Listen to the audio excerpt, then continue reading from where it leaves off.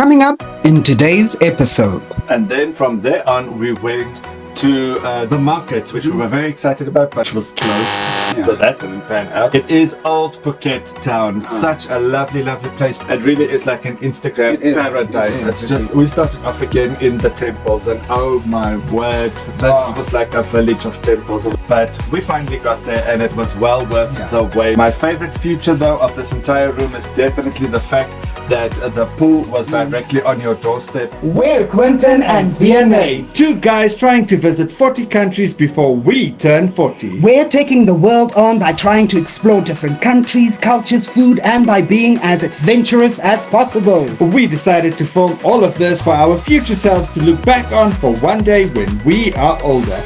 So let's go on a Kiwi travel adventure. Hi future Quentin! Hi future Vianney! And all our friends and family watching, and today we're taking you to Phuket! Yay! So we arrived at the airport and it was amazing. It was absolutely beautiful.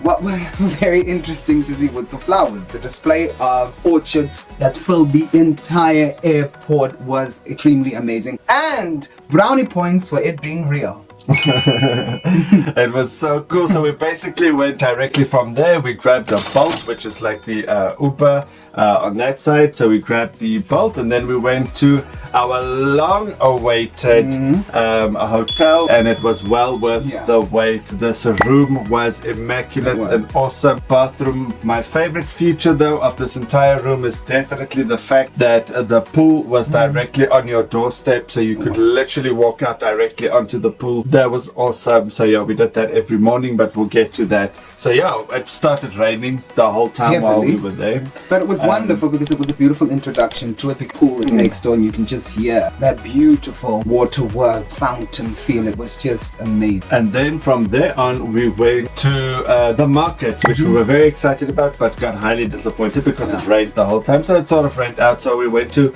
Naka Market, which was closed. So that didn't pan out. So then from there, we went to another market, which we were excited about, but also was a bit disappointing. But there was a bit of a food experience at least, which was quite interesting. So we went to Chalong Market, which was quite interesting as well. But yeah, it didn't pan out as we wanted it to.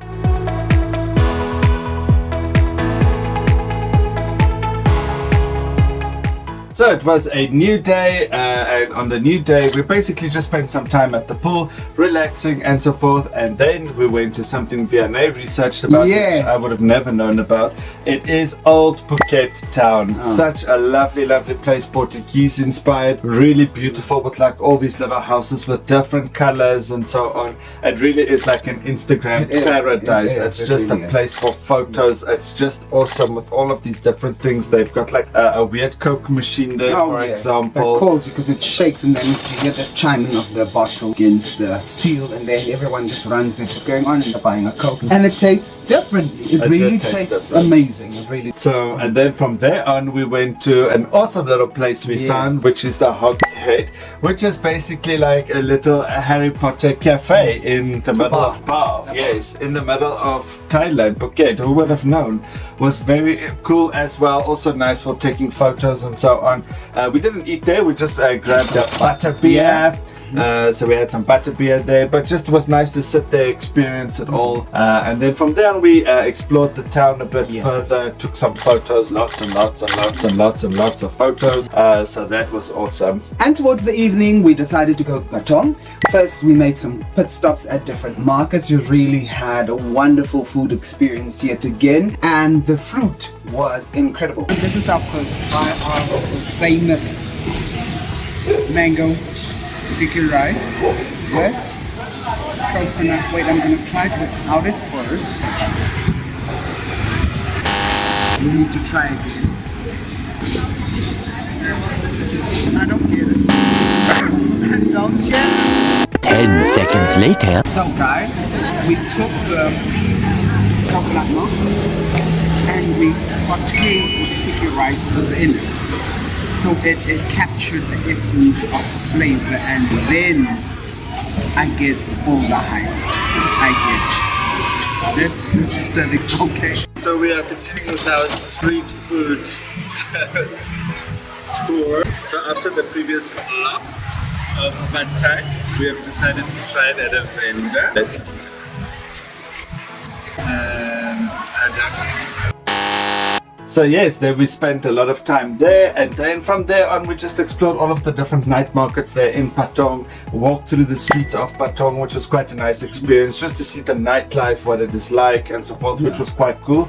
And we walked all our way to the famous Bangla Road, which is like the huge party road in Patong. If anybody ever goes to Phuket, they always end up at Bangla Road. It is loud, it is noisy, there's a lot of people, a lot of bars, drinks, food stalls as well. And sneaker shopping. Definite place to go for sneaker shopping. You do have to scout around for some proper sneakers, but it really was the sneaker heaven.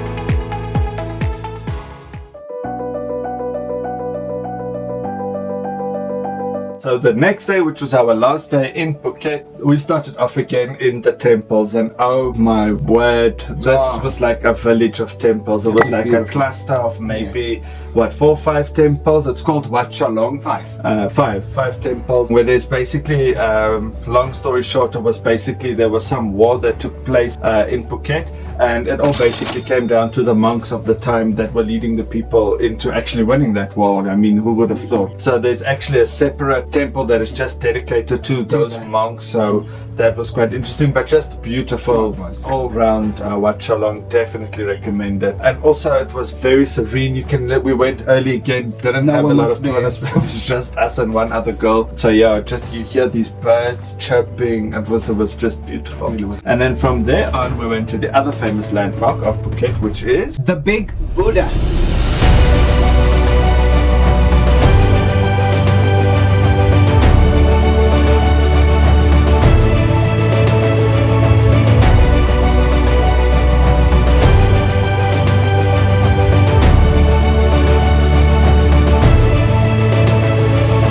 As soon as we arrived there, while we were going up, it was beautiful scenic route through the jungle. It really was amazing. We were a bit disappointed because it was cloudy, so it was a letdown.